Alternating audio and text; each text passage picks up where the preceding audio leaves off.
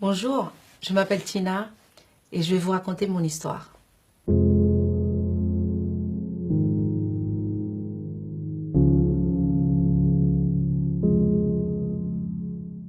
J'ai grandi à Madagascar et nous sommes venus en France quand j'avais 8 ans.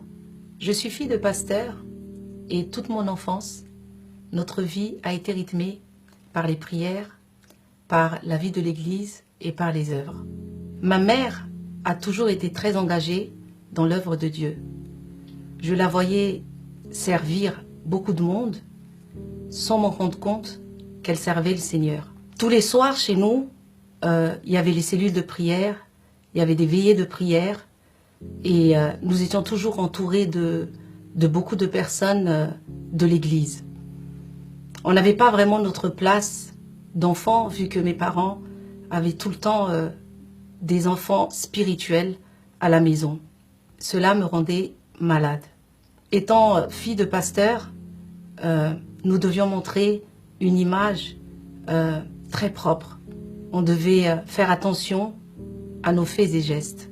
Durant des années, pourtant j'étais engagée dans pas mal de responsabilités à l'église, je menais une double vie, car j'avais un pied dans le monde et l'autre pied dans l'église. Adolescente, j'étais une fille rebelle, bagarreuse, et il m'est arrivé de racketter des personnes plus faibles que moi.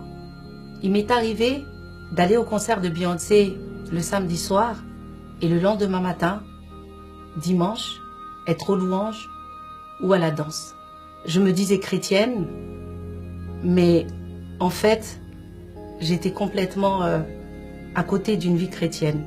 Mais en 2010, il y a quelque chose qui a changé chez moi.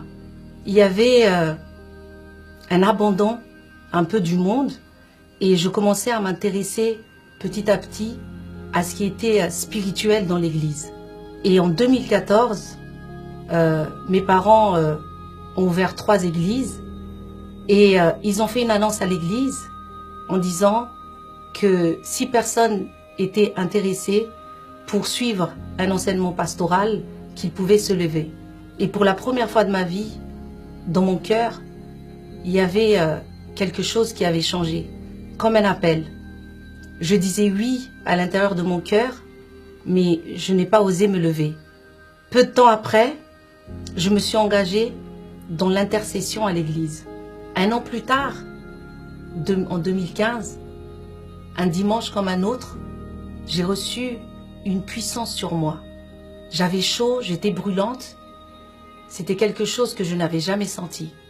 J'ai pleuré et ma mère s'était inquiétée en me regardant. Je suis rentrée chez moi et je me suis écroulée dans la chambre. J'ai commencé à pleurer et j'ai pris mon portable.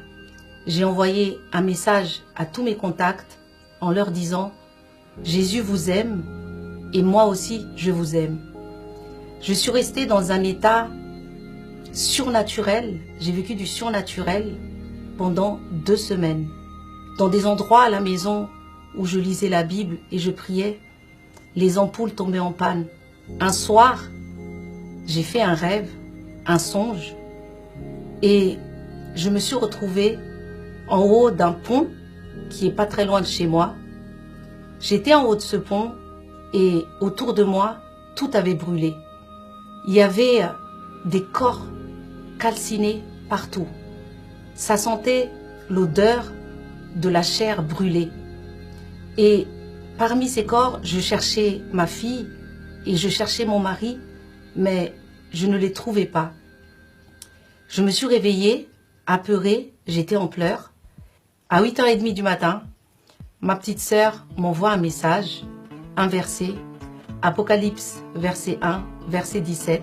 « N'aie pas peur, je suis le premier et le dernier. » Et dans ce verset, il est écrit aussi « Je détiens la clé de la mort. » Dans la même journée, ma mère m'envoie un autre verset, 2 Corinthiens 2, chapitre 14, 15. « Vous êtes en effet pour Dieu le bon parfum du Christ, mais pour les autres qui périssent, c'est une odeur de mort qui mène à la mort.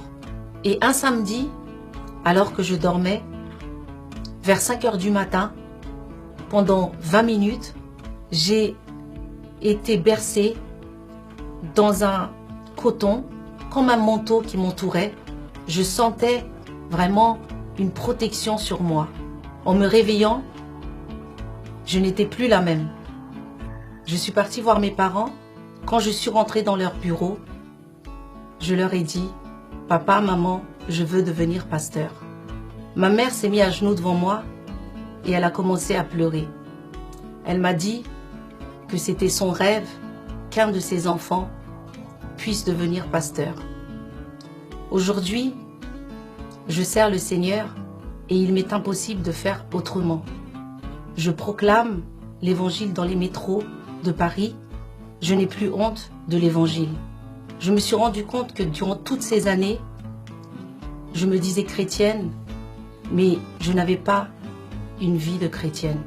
Aujourd'hui, je ne sais pas où vous en êtes avec le Seigneur, mais si vous vous posez des questions, si vous vous dites peut-être, est-ce que je suis dans le bon chemin?